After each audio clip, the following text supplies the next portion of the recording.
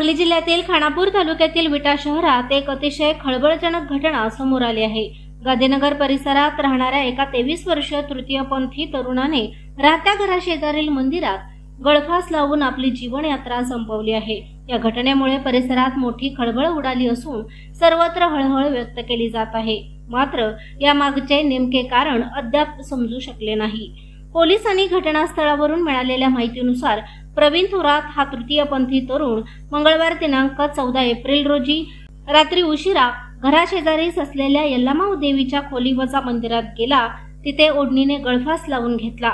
विशेष म्हणजे गळफास घेण्यापूर्वी त्याने आपल्या मोबाईलमध्ये व्हिडिओ चित्रीकरण केल्याची चर्चा परिसरात रंगली आहे।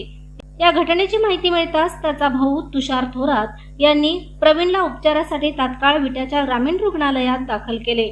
मात्र रुग्णालयात पोहोचण्यापूर्वीच त्याचा मृत्यू झाला असल्याचे डॉक्टरांनी घोषित केले।